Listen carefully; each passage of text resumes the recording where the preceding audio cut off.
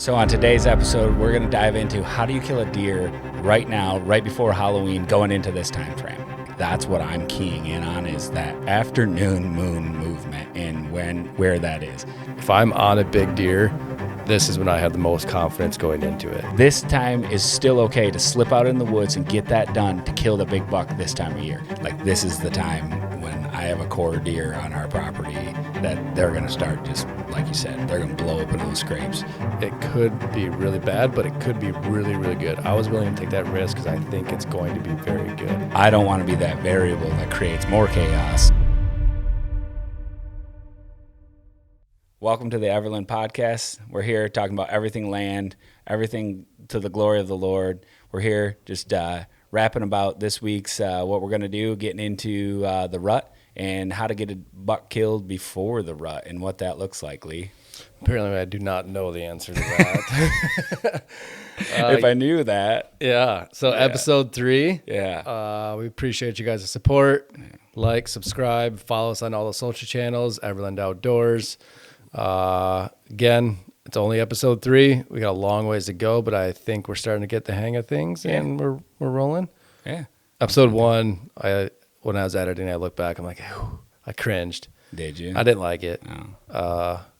Maybe I was just nervous. I don't know what I would be nervous about, but first episode, we're getting better. Episode 2 is better. I already feel better about episode 3.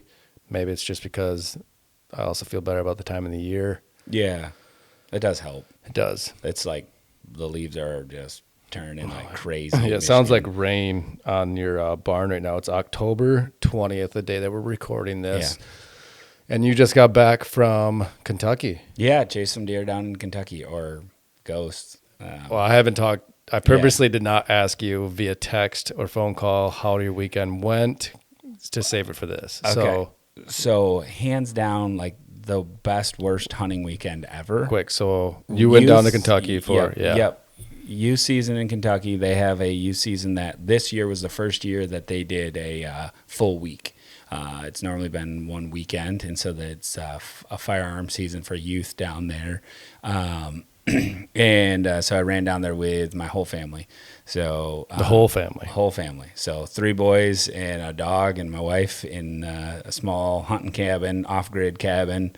We had a ball. Had a great time. I got to just enjoy awesome family time, hanging out. Probably why I said it was like the worst, best hunting that I've had in a long time, because hunting was extremely slow. Weather was absolutely atrocious. What was it there? It was like 75 in the evenings, but like in the bottom of the hollers, it's pretty cool. And so like... You said hollers. Yeah, dude, there's hollers everywhere, dude. That's what they are. Yeah, I know. That's what they call them down there. They're gullies here. Well, we call them gullies. Well, we don't even have hollers. That's true. Our gullies, all we got is ditches and gullies. And so they're big hollers. And and when it rains hard, they waller out. And I was like, it took me a while, dude, when I first heard waller out from the dude running a bulldozer, helping me with some trails and stuff. I was like, I like nodded along a couple times, and I was like, he has marbles in his mouth. Sorry if you're watching this, but like it's hard for me to understand him, a Yankee, to understand what he was saying. He was just like, them deluge ain't gonna waller out now hollers, and I was like, yeah, I think I know what you're talking about, but and I was like, like washed out? Like, are we talking about like a washout where the water? And he was like, yeah, they're wallered all out. And like, he knew exactly what I was saying, but I had no clue. So, but yeah, back in the hollers, it's a little bit cooler, but we struggled to see a deer. Like, it was just not good weather, and down there, hands down. So you rolled down on Thursday, correct? Thursday. So you hunted Thursday evening, night. got a Thursday evening hunt in. We even went out Friday morning. We had a buck daylighting in the mornings at one of the feeder locations, and so we were like, well, we got to try, because he was daylighting. He was there at 9:30 in the morning, so it was like, let's go sit over there in the morning. Snuck in over there, didn't see him. We had, great buck pictures. There are some seriously good deer down there that are hitting those feeders on a regular basis. And they're 15 minutes off from daylight in the evening. So it's not like they're like 2 hours back and all that kind of stuff. They're right there. It just, I've really found moon phase and weather down there make the biggest difference. Like what was your moon phase then? It's a waning, almost gone. It's rising in the morning right now, and so like there really was, like when we were hunting, you're just not experiencing much of the moon and the play on it and all that kind of stuff from my perspective. Do you follow the red moon? Is it the red moon that you follow, or what? Like when you say moon phase, like what's your? Yeah, I'm always, for me personally, I just absolutely love a rising moon in the afternoon. Like that's what I'm keying in on, is that afternoon moon movement and where that is. I am not a moon expert. I have seen hands down though that red moon phases, that when I look back on those and I can look at, oh, here's a red moon according to that calendar, and I look up and I'm like, boom, there is typically a lot more big buck, mature bucks on my cameras and stuff like that in movement.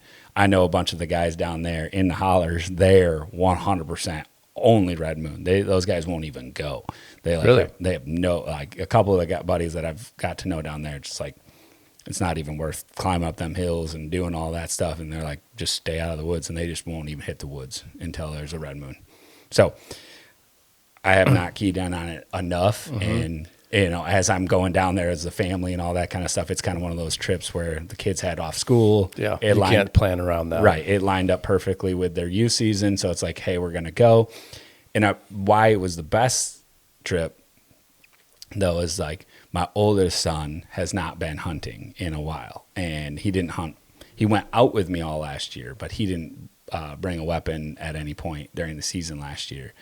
And whatever reason, like I literally was praying about it like crazy, because I never wanted to pressure him into doing something he didn't want to do. But secretly, you want him to go hunting with you. And I love spending time with him, and I want him to enjoy something. And he's been like looking for a passion to get involved in and all that kind of stuff, whatever it is. And this weekend, he flipped a switch, and he's just like so excited. And we spent 3 hunts together.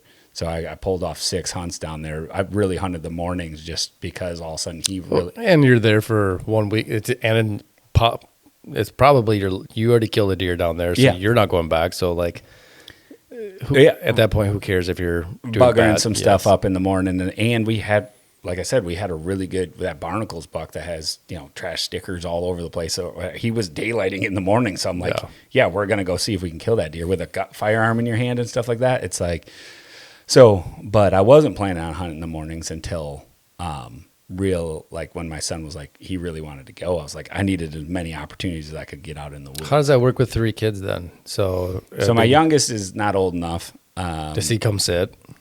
He will for sure. Like he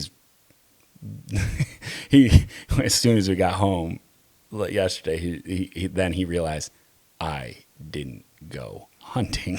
Like he realized he's 5, and he just realized like he never got to go out. And so,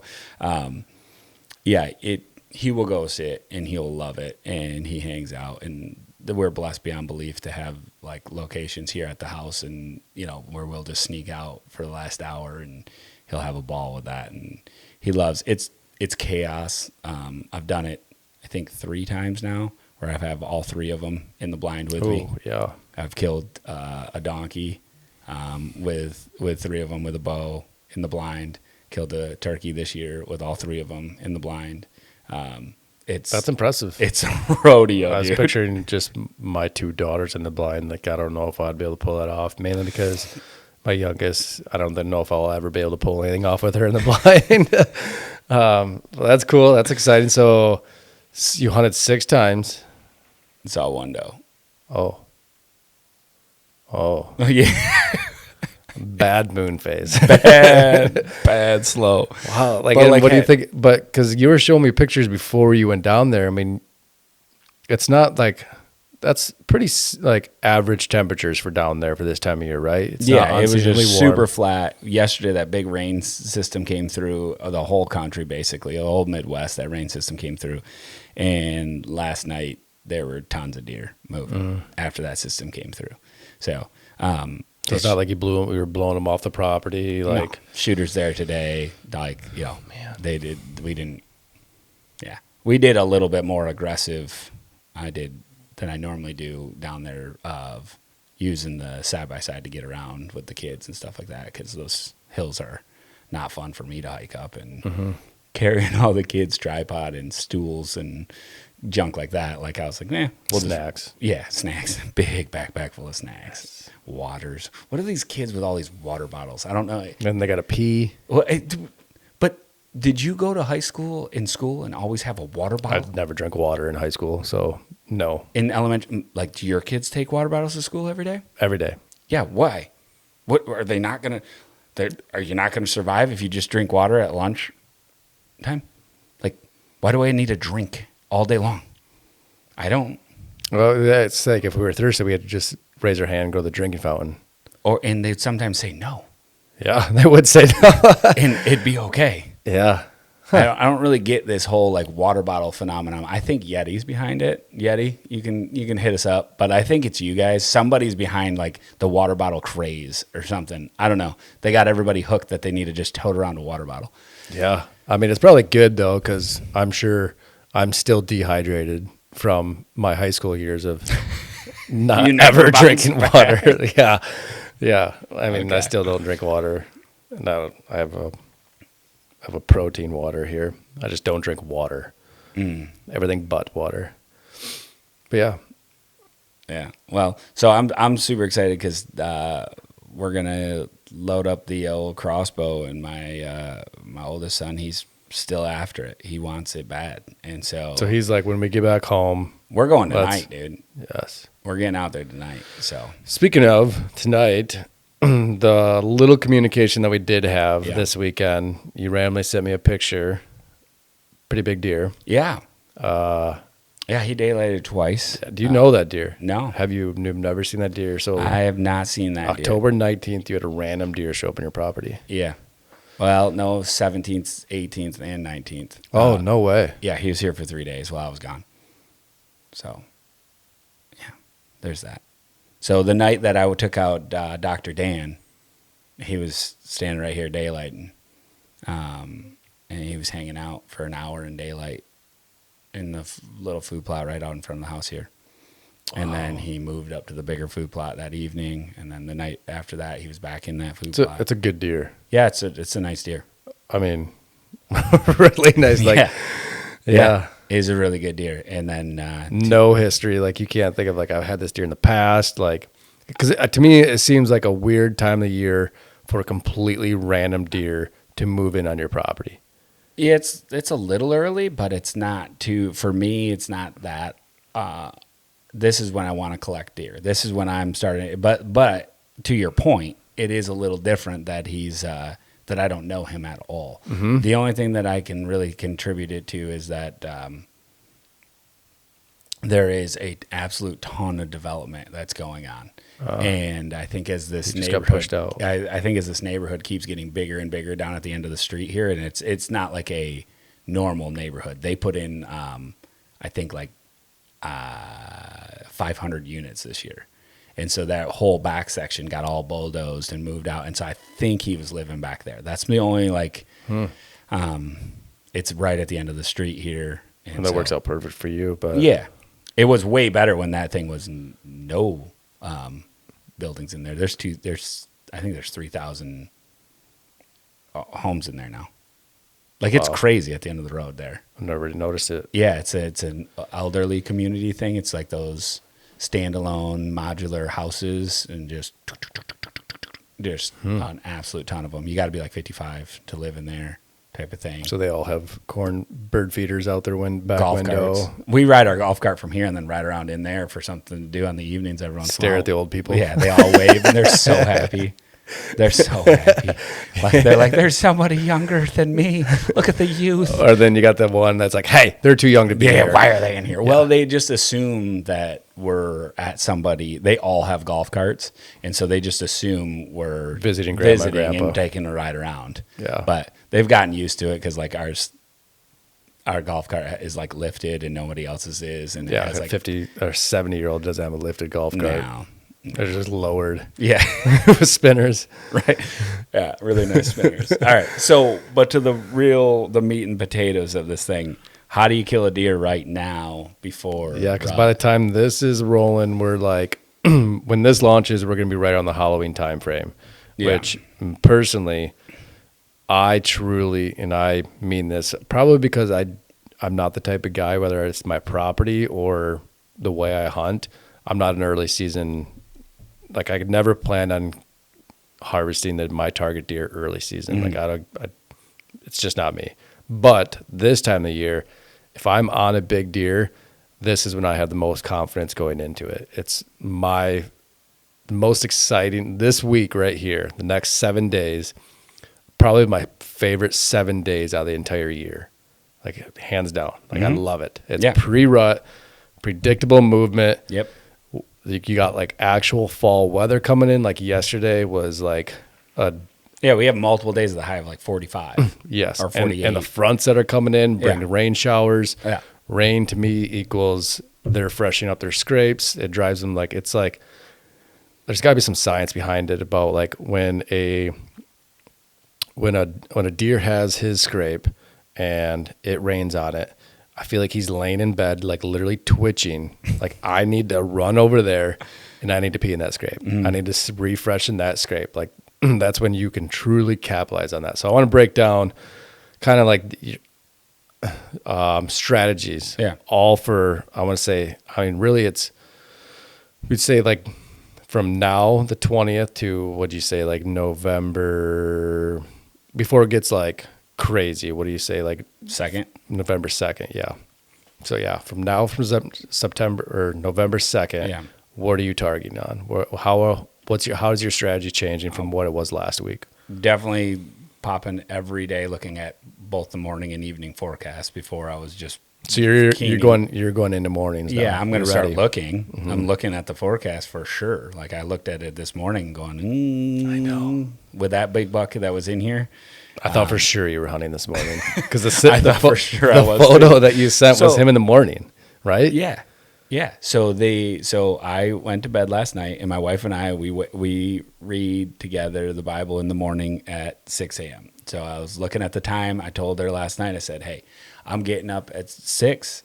If that buck shows up on camera in the middle of the night, I'm going after him in the morning. I'm going to just sit for a little bit. If he doesn't, I'm not going to." The rationale behind that was I didn't have him in the evening last night. And so my thought process was... You went after him last night.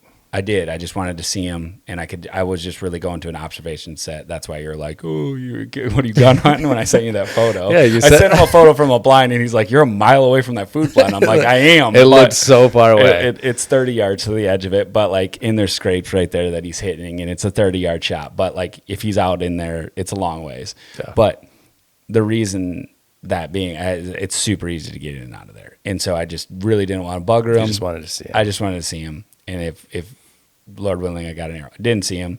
But so my thinking of the fact that he didn't go out in the evening yesterday, my plan was that if he went out in the middle of the night, that he would be later to come back to bed. And so that would give me the opportunity to maybe see him this morning. He didn't do that on camera. He probably was out and about and doing stuff. I just didn't get a picture of him. But it was enough to keep me to just, hanging with my bride this morning, doing our normal routine and reading and all that kind of stuff. And so I just didn't go, but we shall see. Yeah, because it's like, now I was contemplating, like, I feel like normally I would 100% be all in on mornings right now. I'd be like, it's already late in October. November's right around the corner. I haven't killed a deer. It's time to start getting aggressive. I'm doing everything in my power not to get aggressive yet until this deer shows the deer that I'm hunting, which, hey, by the way, I got a name for him now. Oh. My daughter named him. Okay. And get this. So when's the last time I went hunting? Yesterday. Besides yesterday. I think it was Friday. My wife was, I think it was Friday. Okay. My wife had plans. No, it was Thursday. I didn't go hunting Friday. Thursday. My wife had plans with her to go out with her friends, so I was going to be stay home with the girls that night. I was totally cool with it. Weather didn't look great. I'm like, I need as much dad time now before it gets really good. Then my mom texted me and was like, hey, can I bring the girls to this pumpkin walk? I'm like, okay, sure. Yeah, why not? So like, I'll bring them over. And then that happens to be right where I go hunting too. So brought the girls over. I'm like, it's still not good conditions. I'm just going to like sit far back. Wasn't planning on like, it was an observation sit, like a new part of the property that I haven't really focused on at all this year because I'm so hyper focused on this deer. And so I went and sat there. So I actually had a really nice sit. I ended up putting a camera out there because I was like, wow, there's way more deer here than I thought, and saw four bucks, small, but 4 bucks that I've never gotten on camera before. So I'm like, oh, okay. Went hunting. Went back to my mom's house waiting for her to bring my girls back so I could bring them home. Hear the car pull in the driveway, and then I hear just pounding on the door. So I'm like, okay, it's definitely one of my daughters. Open the door, and my oldest daughter, Dad, you will not believe the biggest buck I have ever seen just ran out in front of us. I was like, no way. I'm like, where were you? On this road? She's like, yeah. And my mom comes in smiling. She's like, oh, yeah, right up by your food plot. He was huge. I'm like, yes, that was him. Like, I'm like, of course, she's 5. So I'm like, did he have like tall? Like, was his antlers tall? Yeah. And she's like, his body, it was bigger than you. I'm like, it's got to be that deer. Or it could be a 4-point, and who knows. But I'm saying it was him. Yeah. Makes sense to where they saw him, like what he's doing. So I was like, oh, yeah, that's the deer I'm hunting. She goes, we're going to call him Dave. I'm like, yes. Oh, perfect. Yeah. I've hunted this deer for 2 years. Yes. Never established a name for him. My daughter finally goes, we're just going to call him Dave. First she said, Davy Dave. I was like, pretty long. Let's just call him Dave. She's like, yeah, well, Dave. I got a good friend that, Little Davy Honey, his mom used to call him that in front of us. Little Davy Honey. Ooh. And so, it's a tongue twister. Davy is kind of, I like Dave. I like Dave. Yeah, true name is Davy Dave. Davy Dave. His nickname is Dave. I might just have to call him Davy. You can't just change it. Well, it's like Davy Dave. It is Davy Dave. It's like it's part of it. It's either Davy or Dave. Okay. Yeah. So Davy Dave is my 8-point that I'm hunting, is officially dubbed that, which is probably more exciting to me now that my daughter is actually, in quotes, saw him and then named him. Yeah. And she was like, I bring my daughter all the time around, driving around, seeing deer, and she's always like, cool, we do this all the time. Yeah. It's not that exciting for me, Dad, but I'm just happy to be here with you. She came in the door and was fired up about it. Like, super excited. Fired up. That's one thing that I've learned has been hard doing what I do and spending time in the woods is like my kids don't appreciate seeing deer, like, because they see them all the time. And so like when we do go hunting and like this weekend being a little bit of a grind for them was good. Like where they're like, it's not as easy as this is, and it's like, it's a bad weather day, but we're still going to be out because we're here. But it's like, this is not, not just like, going out there and flinging arrows and bullets and all that kind of stuff. It's not going out there killing. We're hunting. We're hunting. And I had just such fun, like having conversations with my boys, like goofing off this trip, because it was just like we were just having a good time, and maybe that's why we didn't see anything, because we were just eating snacks and being silly. But it was good. So we got side railed. So we're back to how do we kill a deer? Yep. Pre-rut. What are you doing? I said switching, looking at the mornings, 100%. Like this is the time when I have a core deer on our property that they're going to start, just like you said, they're going to blow open those scrapes, those morning sits, getting in there, getting on the downwind side of a bedding area, making sure that I'm just waiting. And, I will press a couple sits this week if the weather's right and the wind's right. And I will look at gray light entry right now, because what's your theory? Like I hear that all the time, and it's really, that's a big internal. Step. It's internal. It's like I agree with some of the points, but then half of me is like, no, like I love beating him there. So what's your What's your idea or mindset behind a gray light? Just the deer are doing so many different things during the black of the night. So like when I want to get in there, and like the theory, like as I was raised and taught to hunt, it was like get in there, let it calm all down and all that kind of stuff.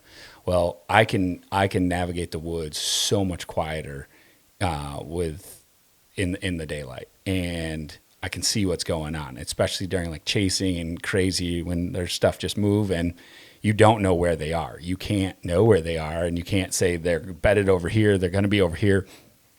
It's just chaos. And so I don't want to be that variable that creates more chaos entering the woods and buggering something because he's not where he's supposed to be or she's supposed to be. And so that's where I love being able to see a little bit, watch, stop, move, make movements. If there's something going on, address it, and be able to play for it and get there quick, jump up in the stand and be ready for, something to come ripping on. So even this time frame of the year, like again, like the craziness of deer running around and everything is kind of more like November-ish. Sure. But even like, well, when I look at it and go, we have a core property here.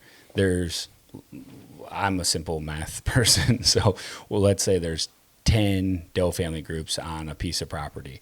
Well, if 10% of them come into estrus, there's a deer on your property in estrus. Now, it changes everything, right? And we all experience that. All of a sudden, it's like it's bananas here, and November 1st comes along, and everyone's like, "Well, that was all last week on my property." It was, well, those deer all cycled at the same time, and historically for me, I tend to see that I'm with you in the timelines, like the 21st, like to the 28th, 29th, like whew, Halloween, those morning sits. You see more guys with the first week of November off on their calendar, and they have all these daylight photos going up into that week, and they've missed them. Mm-hmm. They're just not prepared to go in for those morning sits and do that kind of stuff and just kill that deer in the pre-rut time frame because he's a core deer, and now he's bred the deer that are local to his property, and now he's gone. Oh, he's gone. Because he's got to go find more.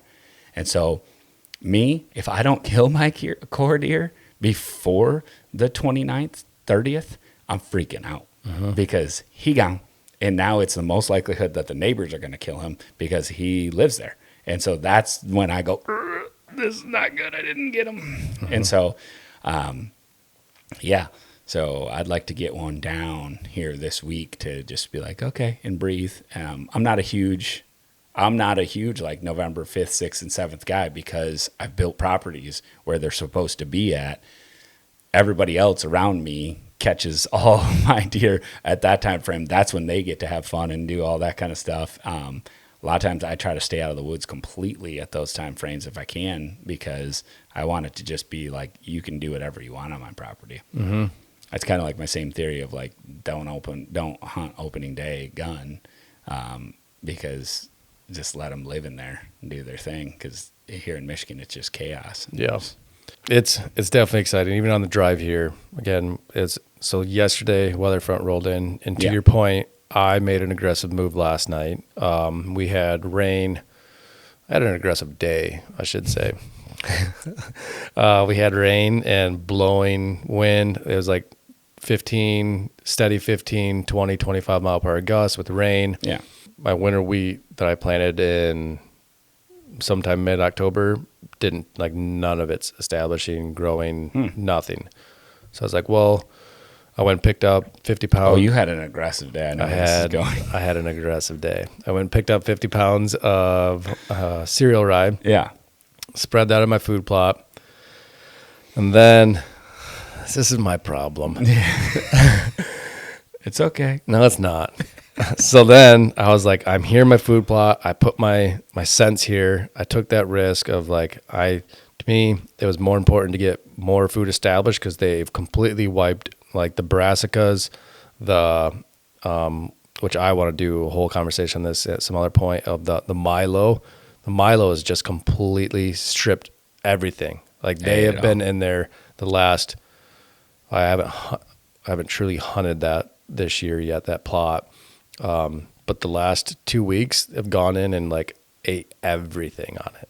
So like I need more food there for later in the season if I want to continue and need to hunt or hold this deer, Dave. So I'm like, if I'm ever going to do this, today's the day to do it. Like the wind was great. It was blowing, the rain. Like I'm going to do it today. It should establish. I also put in a little water hole while I was there, real quickly. I looked at the camera because that Yeah. water hole install October 19th. Yeah, I know. I was feeling aggressive yesterday. Do you have a shovel? Yes. Okay. Yes. It wasn't no big heavy equipment. It was like a little tiny tank that I quick put on the far side of the food plot where my thinking was if I'm going to get aggressive and make this change, again, I saw it necessary for one, how dry it is this year. It's historically like drought here in Michigan. So I'm like, there's no anywhere around there, anywhere close to there, I know of standing water. So I'm like, it could be really bad, but it could be really, really good. I was willing to take that risk because I think it's going to be very good. It's a bold strategy this time of year, but I did it. I did it. There's no going back. I can't even get myself to waddle out like 200 yards into the woods and fix up a tree stand, but yet you can install a water hole. It's not saying I can. I did. I'm just saying, like, I can't physically do that. Yeah, like, we talked about being prepared, and like I started to go through all the Rolodex of the things that I didn't do that I wanted to do, and I was like, oh my goodness, like yesterday, what tree stand would I have rather have been in yesterday than where I was? There. It's there. Like I don't even want to record this for like historical documentation, and because it hurts. The stand is there, everything is good to go. It just needs an additional ratchet strap and some tweaking, but I can't even I was like, I can't go in there and do that before I hunt. Something simple that you could have done so many times this summer. So easily. Same thing with this water. It's been driving me nuts. It was like my original plan was to put a little tiny water hole in this food plot. And I kept saying, I'll do it next time. I was there. That's the only time. And did you get a camera on this said water hole? No, I refuse to put cameras where this deer lives. Got it. He's way too. But you'll go in there and put a water hole. I like it. I think it's going to be okay. I don't think it's going to be terrible, but it's just too easy to not like. I get it. I'm excited because I'm hunting that food plot tonight. Okay, well, why are we still talking? I feel like we need to wrap this up because it is like, what time is it? 2:30. Oh, okay. We got an hour. We're all right. Okay. All right. So yeah, I did that. And then, like I said, I hunted the other side of the farm the one day, and I was like, I have 0 cameras over there. Today's the day to do that. I went over there, put a camera. But that doesn't bother me much because it's a permission farm. I don't own this property. So the farmer, old time farmer, awesome dude, loves his property and loves to drive around on a side by side, probably every 2 to 3 days. I get a picture of him, the same route. Yeah. This was actually on the route. It made sense. I really think these deer are 100%. Again, every 3 days, all summer long, all the way up until it gets really cold, this farmer's cruising around his property, just looking at his farm. Middle of the day. Yep. I see like that theory about like enter and exit with a 4-wheeler and versus midday enter and exit with a 4-wheeler. Like I think it's way, way different, and people just don't really take it into consideration when they jump on a 4-wheeler to go out to their tree stand. It's like you never once during the summer went on your 4-wheeler in the dark. And then right after dark, drove your 4-wheeler back out. And so it's middle of the day.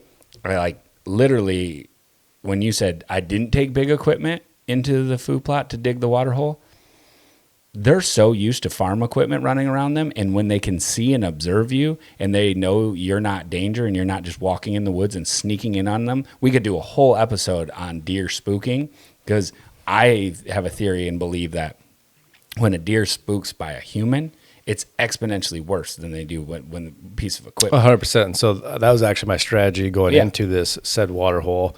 Since this food plot butts directly up to the road. It's the only spot that this farmer allowed me to he said, you can put a food plot here. It's what I had to work with. Yeah.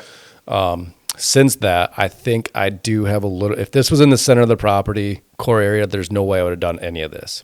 But since it is up to the road, I've kind of sat an observation stand on this food plot once this year. The one time I could barely.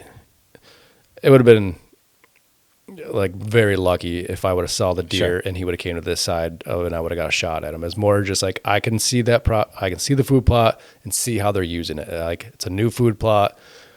Curiosity kills a cat every time. I got to see it one time. Why do you gotta say that? It was like I was way backed off. It killed me this year. I already missed that buck because of curiosity. But go ahead. Yeah, that's true. So yeah, the way that they're still nervous about this food plot just because of the road traffic. Like when I sat there. There was 7 deer coming in the food plot. It was early in the night. I'm like, this food plot's going to get loaded with deer. And I showed you the video. The first deer came in was actually an 8-point. And the neighbors were out talking. They're probably like 300 yards from the food plot. But they're outside in the yard talking. He turned around and went right back like he actually ran away. So I was like, they're used to human intrusion on a certain level there. I took my chance. Yeah. Long story short, I took my chances because I didn't want to go the rest of the season because it was already driving me this late in the season that I did not have water established there. And if they continue eating that plot the way they are, I'm going to have absolutely nothing come mid to end of October or November. Well, yeah, like the thought that I have for fixing this tree stand like I want to do is I'm going to take the tractor out because it's going to be the least invasive way to do it for me is take the tractor out, and I needed an extension ladder, long story, but I'm going to take the tractor and the extension ladder out there, and I'm going to literally have the tractor. What do you need an extension ladder for? Yeah, let's. Okay. The tree is, I'll just simply say, the tree is bigger than the diameter of this table. Oh, is it a ladder stand? Yeah. Okay. And it needs to be strapped to this tree better and fixed. And it's a massive oak tree. And it's, I set it for the kids. It's a giant Millennium. That's one of those two-person Millennium. Yeah. So it's stood up. It's ready to go. It needs to be like, it's all cattywampus.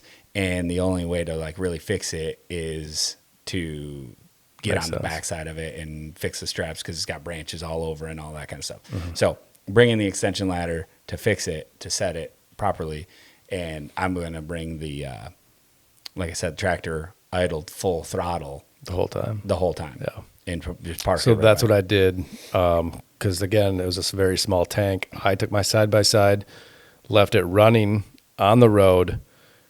I literally waited there, and my side by side let it run on the road for 5 minutes. Backed into, because it used to be an old farm field, so there's a little path that goes in there. Backed in there a little ways, sat on another 5 minutes, let it idled, then got off and went in there. So I'm like, if there's anything close, I'm gonna soft bump them. They're not gonna see human. Hopefully, if there was something close, they're gone already, or they're expecting it. It's not a surprise. Again, a human sneaking through the woods trying to do this. I got in. I was probably there for 20 minutes.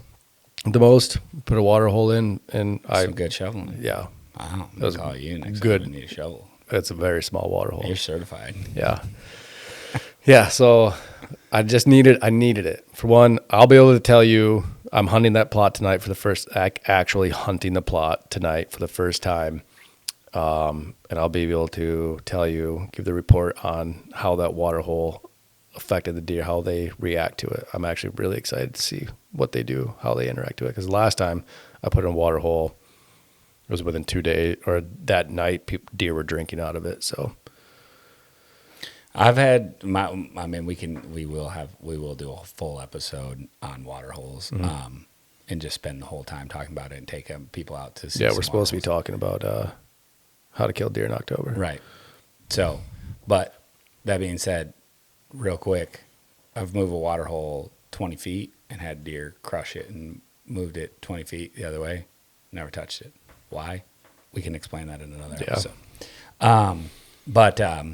So what are you say you're opening up mornings now? Like, what are you Are you on food plots? Are you going where there's most scrapes? Where you're? I'm gonna go those transition areas, but again, making sure that I'm on the downwind side of a bedding area, transition in between bed and food. This property here is absolutely clutch for that. It's so easy to slip in between the bed and the food. I've designed this where it's like, this is where all the bedding is, and this is where all the food is. We have consistent lines of movement, daytime movement, up the hill, up into the food plot, back down into the swamp, into the cattails and all that stuff, and the for bedding and all that kind of stuff. The does have their bedrooms right up close, tight to the food, and so to slip in behind the does is really, really easy. And then you have a downwind side and a buck cruising on his way to food in the evening and the way back from food, and then just kind of hitting those transition trails in the morning. It's So like, do you think are deer?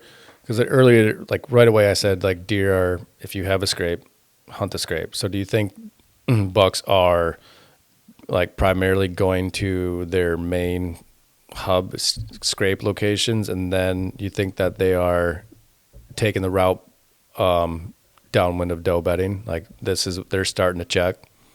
oh yeah, I 100% like so like running mock scrapes and having historical mock scrapes, and so that's one thing that's been big is as I do mock scrapes year over year and see the majority of the bucks having to go to that concentrated mock scrape, and we could take you to one right now, or it's completely blown open. Like every deer that comes through here hits that scrape because they have to go check that. So are you putting that?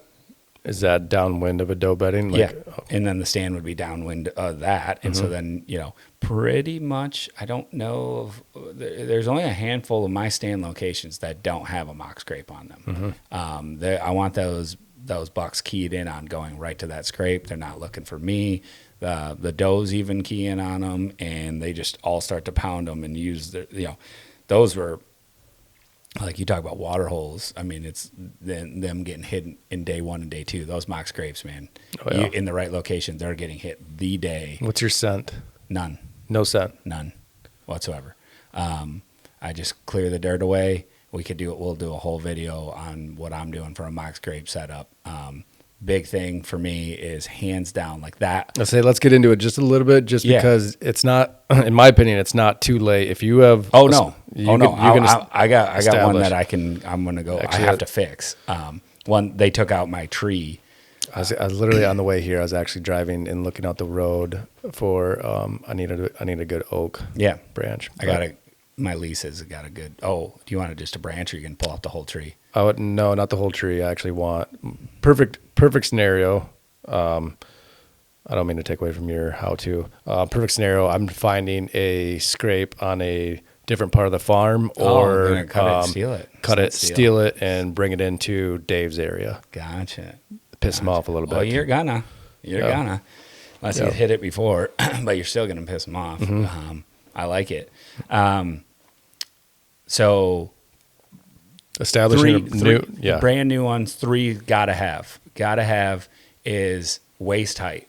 I mean, I am just waist high at the I apologize. 4 foot. So 4 foot up off the ground.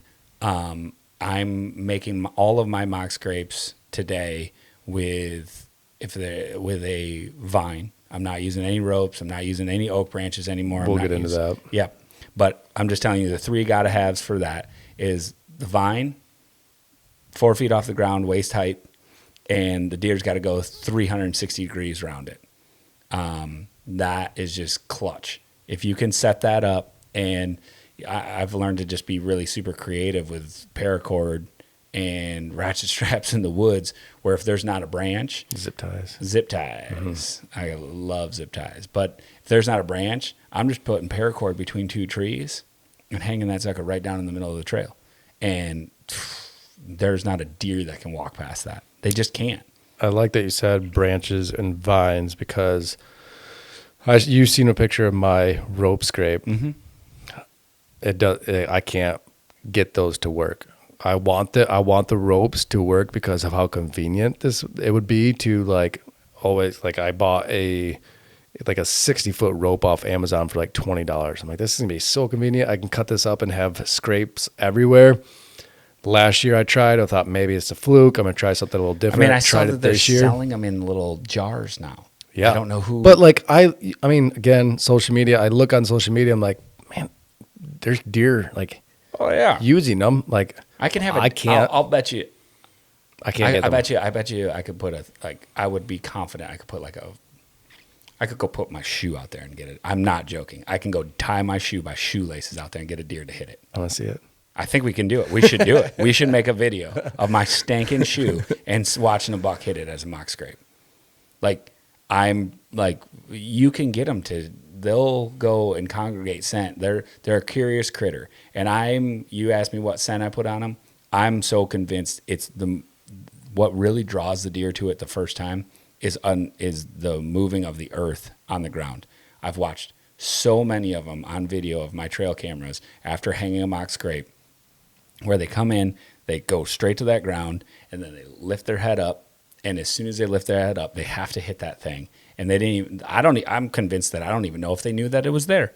But because they had to smell that ground and they came over there and it's just unearthed ground and they're just a curious critter. And now that thing's just dangling there, they start hitting it. I'm about to go hang my shoe out on one right now. I don't even care. Please do. Because that would be so cool to see. It would be. It'd be hilarious. But it can't be established. It can't be established scrape because otherwise that's just cheating. Yes. But I can't get them. Like, I feel like I'm doing the ground prep right. I take a rake. I make there's a bare dirt. I water the dirt. I can honestly say I've only done like the rope thing a few times, and I've just not seen the performance like I've seen out of the vine. That's why I want to take this oak branch, perfect world scenario, pre-scraped oak branch, and hang it where I have my rope right now. Yeah, I'm gonna go. A tree that I set up a mock scrape on the Benadryl blind, it got bulldozed. They went after it, and so they ripped down the branch that everything was on. And so I'm gonna just do a full transplant. Go cut down a mini oak, this size diameter oak. Cut it down at the base. Take the whole tree out with me, and literally in the rain, post hole dig right in front of that, and then hunt that evening right over it, and just to get that reestablished because it needs something there. So that's how I felt about my water hole. I just needed it there. It's just easy to poke at you. No, you wouldn't have done that. What? You wouldn't put a water hole in this time of year. Oh no, I don't focus on water that intently. See, I think I'm getting to the stage where I think I would rather hunt a water hole per se over a food plot. Mm. Me personally, like, I've seen the effectiveness of water holes. I have a few of them on the properties. A lot of my property has a lot of water on it. So that's the difference probably though. It's like, but I do believe, like, I don't believe having water on your property is the reason to not have a water hole. So I hope like that made sense. Yes. Like, if you have water on your property, that doesn't mean you don't need a water hole. Mm-hmm. It's all about establishing the bed to food movement and using those things as additional magnets to keep the deer steering down the bed to food movement and using them along the way. Mm-hmm. So the more that you can keep them on your track and in and out and the same route, then you're better off. And if you have water over here, food over here, and bed over here, and they got to go over there to get that, like cause ourselves issues. Let's use that as a segue. So if you want to establish a scrape right now, again, it's not. In our opinion, we've decided it's not too late. Establish a mock scrape, get that. Where are you putting that?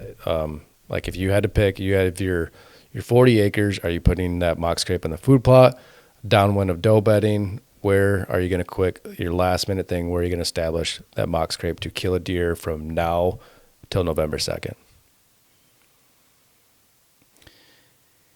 If it was a blanket, I didn't have any like. You have no mock scrapes out. Yeah, I would be in a transition area in a trail system in between bed and food and hanging a mock scrape there.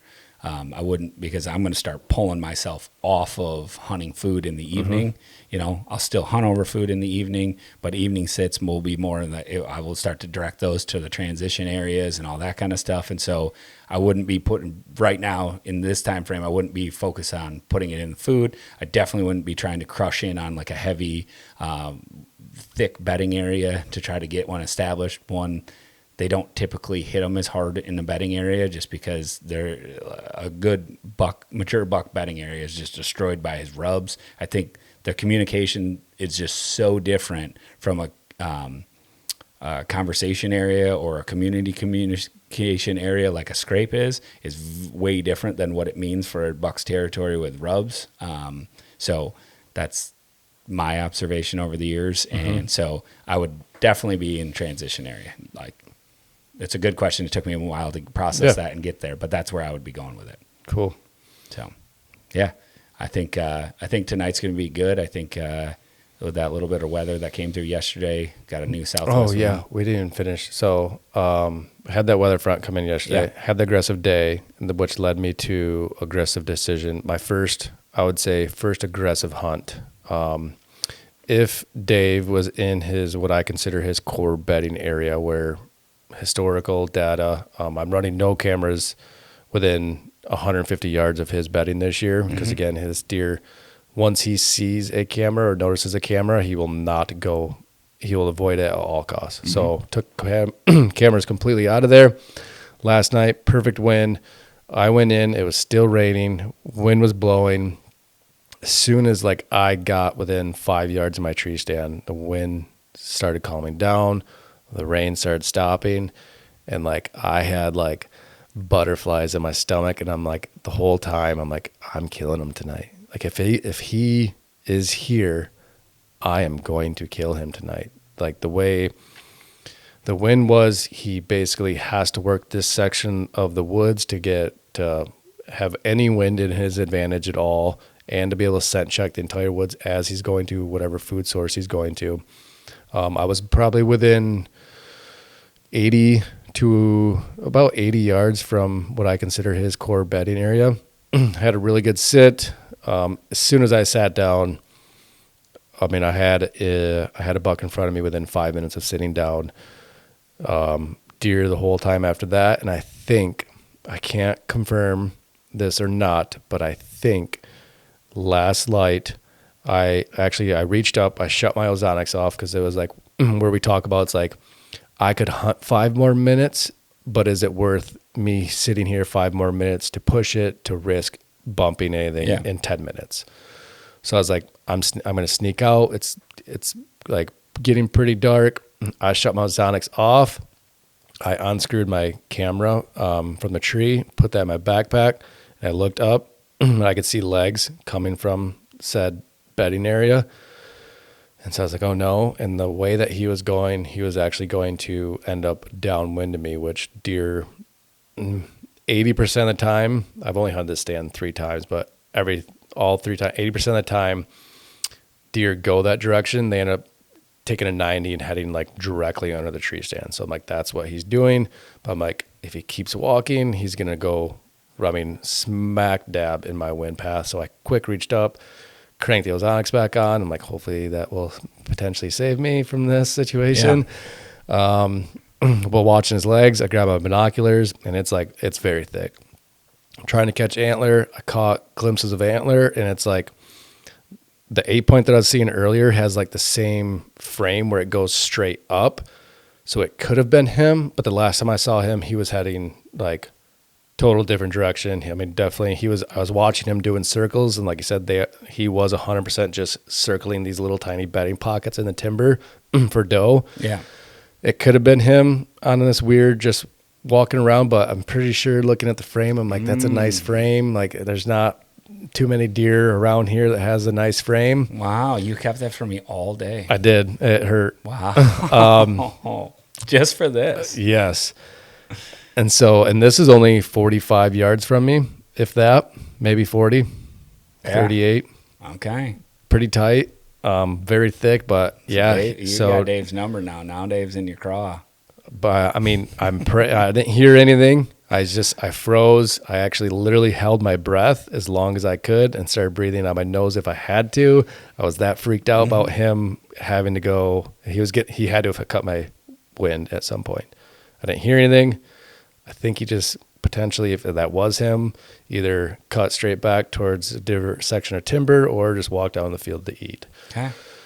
So nervous but excited. Got him on trail camera this morning. That's the closest that he's been to daylighting in the morning all year long. Have not gotten since September. I've not gotten a picture of him even remotely close to daylighting in the morning. 6:15 this morning, he was cruising past the camera. So what is that, like 45 minutes before light? So he's getting closer. I'm going to hold off on hunting him in the mornings for the next couple of days, I think. Yeah. I'm going to see. I'm slightly nervous about him potentially going downwind to me last night, but like I said, I didn't hear anything, and it might have not been him. Yeah, I think it was him. I'll be watching those trail cameras, and as a doe pops into estrus, and all of a sudden you see chaos out there, it's like, I'm going. Because he will be there. Yeah. He will be the first deer. You see heavy chasing craziness, just flashing empty cameras. It's like. That's kind of why I'm hunting the food plot tonight. Like, actually, half of it's because I haven't been able to hunt it all year long because the winds have been east and north, and this is the first. Today is sunny. Southwest winds. So yesterday was northwest, southwest today, and sunny. So I think it's going to be good. I think he's going to, with the sunlight, he might go to the greens or check the does that are at the greens. I think the doe will for sure be loaded in the food plot, and I just want to, again, see what they do to my water hole. I'm super excited because I get to go to Sam's plot tonight. Sam, Everland CFO, he was in there chilling with no shirt on for his first time. So it's probably the second or third time I ever met him. Yeah, that was cool. And I walked back to the food plot, and here's this. He's from Kansas. Yeah. But has never been on a tractor in his life, right? Yeah, and then we just kind of just said, well, go. You just said, here's bad. my tractor, go. So I walked back there. I was filming some content, and next thing I turned the corner, and here's Sam. Looks like we got to get Sam on here because we got to get him his first deer this year. There's a lot. You'll meet Sam soon. So, but we're going to Sam's plot tonight, and so I'm bringing my bow. My son's going to bring the crossbow, but I've been in the blind enough with him where if something comes up where he doesn't want to get it done, there's 2 bucks in there that I'm not. Is this your first time hunting the plot? Never been in there. No idea what it's like. So we're both hunting virgin plots. Yeah, this plot is exciting. This is a brand new plot. It's the first time it's going to cut in. Mm-hmm. It's never been looked at. It's got one camera on it, kind of in a wonky spot. So I'm super excited to see what's going on. It leads all the way up to a creek bottom. Like, it's gorgeous. Yeah, so it's good. I'm fired up. So with your oldest, newer to getting interested in hunting, is he like whack and stack, like, here comes a buck, I'm going to shoot it, or you don't even know, or is he gonna be picky? No, he's pretty much like he just wants to shoot something. So I'm a little nervous on the time of year to just go crushing in there and recovering anything, but at the same time, like, that's worth it. It's worth it. Yeah. And so he's there's a bunch of 8s that have been in that food plot that I've seen that. I have a feeling we're gonna draw some blood tonight. Sweet. So awesome for that. All right, wrap it up. Yep. One quick story: your first out-of-state deer kill. Whoa. Mm-hmm. Let me rephrase that. It doesn't have to be a deer kill, or your first out-of-state trip. Like what sparks a better memory for you? First out-of-state trip was an elk hunt. Oh wow. Yeah. So that definitely brings like a bigger memory because I was just no clue what I was doing. DIY, over the counter, Colorado. Oh, you went like with yourself too, like. Yeah, with my dad and brother. Okay. But like just no clue what, like they had gone the year prior, found some a DMU that had, they were on a ranch, but noticed that there was a whole bunch of elk off the ranch, and they were really hunting off the ranch more, and they found a place to camp, and they're like, let's just go back and camp there and see what's up. And so next year we did that, and brother killed a bull, nice little raghorn, but it was absolutely awesome. Like, that was just your first experience out west hunting is like, yeah, it's hard to beat that. That's hard. Yeah. I have to be transparent. Like, I'm not a big out of state whitetail hunter. Just never have been. Like, only got a couple. Why is that? Because I ask you, because I'm the complete opposite. I know. I think from a time standpoint, man, because deer camp was always sacred here. So November 15th was up at deer camp. Time with the family, and like, it's just been time. So up until a couple years ago, like, I just really had not gotten out. I've only hunted a handful of whitetail states. What states have you hunted for whitetail? Illinois, Iowa. Your primary states. Yeah, Illinois, Iowa, Kentucky, Indiana. What? I mean, you're traveled. I mean, you've gone. Well, I'm saying that's like, but a lot of those are like, Indiana's one trip, one weekend, like 1 week, 1 4-day weekend. Iowa is one trip. Kentucky is a few now that I have a farm there. But so I do have a lease in Illinois this year. Got my first shooter show up there yesterday, daylighted. Was pretty excited about that. So big shooter. First shooter. Sure. So, but yeah, what about you? First out of stater. I think it's got to be Iowa.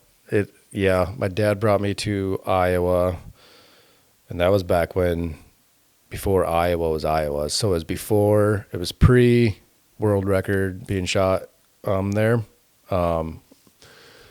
So I'm trying to think of what year that was. I don't even know. I was young. I was probably just legal to gun hunt Iowa. Was that 12 or 14? 14, I think. I don't know. I don't know. Okay. I think I had to have been 14. Yeah. So we have not relation, but as close to relations, they're family friends, farmers that my dad, for one, gets along with every single farmer just because, like, I'm pretty sure if he had to do it all over again, he would just farm. So he gets along naturally with all their farmers because he's so intrigued with their life. Became really good friends with these farmers. They said, "Oh, we own thousands of acres. Like, why?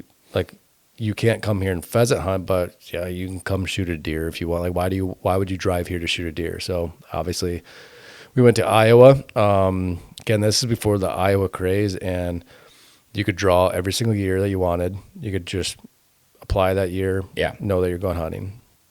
But we still hunted with them. Went with a gun, muzzleloader, and they're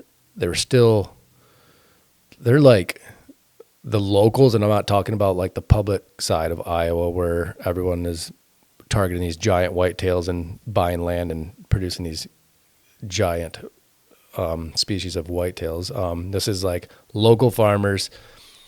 Really still, they don't care about like deer hunting that much. Yeah. It's just a camaraderie. It's like kind of what Michigan used to be. It's like, yeah, they push deer. They that's what we did. And stuff. I was like, this is awesome. Yeah. Because Guns every, going off. oh man. Yeah. Crazy. Every woodlot that you pushed, like 2 or 3 140-inch deer would come running out of it. Every woodlot. Like, Yeah. and we would just bounce from one little woodlot to one little draw, and we would just start pushing all day long.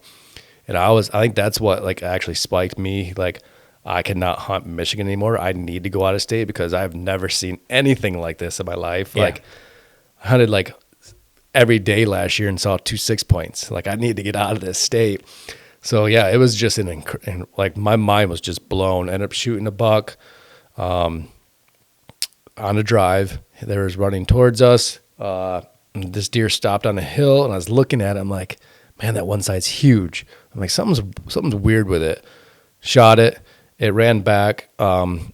for one, I had a muzzleloader, so I couldn't just keep shooting. And then it ran back towards the people pushing, so obviously couldn't shoot anyways. So it ran back there, and I was like freaking out. I'm like, I didn't know if I hit it. I didn't know what was happening. This thing had gigantic antlers that I could tell, and I was just lost my mind. Calling my dad.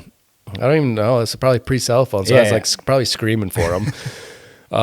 We walked back in there and I suddenly hear the drivers like hooping and hollering. I'm like, oh my gosh, they finally did hit it. So I ran up there, I literally ran, go in there and I walk up to it and there's this deer laying there with no antlers on its head. I'm like, oh, what did I do? Did I shoot the doe? I'm like, what did I? I'm like, this is a big deer, but like it has 0 antlers. All of a sudden I look up and the guy's sitting there like with a big grin on his face. He's like, why'd you shoot a doe? I'm like, I'm sorry. I don't know if I have a doe tag. I messed up. I'm sorry. I got excited. And then like behind his back, he pulls out the antler. So this was December, late December. So shot it. Only had one side apparently. When I shot it, it ran back in. And as soon as it died, the other antler fell off. So they like pulled out. It's like this half rack, 160-inch deer. That's your first Iowa That's deer. my favorite. Yeah. Wow. So that's why I loved honesty. I should end this with, I am now becoming a more diehard Michigan hunter more than I ever have. Yeah. Before, I honestly went 5 or 6 years barely hunting Michigan because I felt I just had this stigma of like not big enough deer here for me. I need to go. Yeah. But now the whole habitat, building properties, bringing the big deer to you, I'm in love with it. So. Yeah. And that's like my number one passion with Everland Outdoors has been since the beginning, is that I want to make Michigan that desirable of a state. And so how do you do that? Is we help coach people through building big deer on your property, and can it be done, and beating all the lies back. You know, that's again why it's renewing your mind on all the lies that we believe that the neighbor's going to shoot it anyways, blah, blah, blah. It's like, nope. You coach up your neighbors, you bring along with them, you walk with them, you disciple them, you do all those kind of things into the deer woods. You can grow big deer. I think that's why I'm so obsessed with Dave, is because he is literally, I don't even need to kill him, but I really want to, but like he is the proof of that. I've gone my entire life, I've never seen a deer more with 8 points on this property to now I'm hunting. He still only has 8 points, but that's doesn't matter. But it's a 5-year-old mature big Michigan deer. Yeah. And are they going to have 16, 17, like my wife. That wouldn't even matter to me at this point. But like, that's my wife's conversation when we were driving home 7 hours from Kentucky. And I'm like, yeah, but honey, look at these 3.5-year-olds that have 16-inch tines. Like that I just don't get in Michigan. That is something you will not, you can experience it and it will happen, but it's just not nearly as consistent for whatever reason in the whitetail woods as I've seen in other places. In time it could, but I do too. Rabbit hole that we could get into. Down. Yeah. So yeah, we're going hunting tonight. You're taking your kid and your bow, taking your kid, his bow and your bow. Yeah. Gonna go send it. I'm gonna go sit the water hole. Go kill him. I hope he's drinking right out of it when you do. Oh my gosh. That would be so cool. That would if you got a video of that, I would laugh so hard the next episode. Oh, I would be just so good. I would be so excited. Yes, I would too. I would hyena laugh. Awesome. All right. Well, thanks for tuning in. Have a great day. Go get them.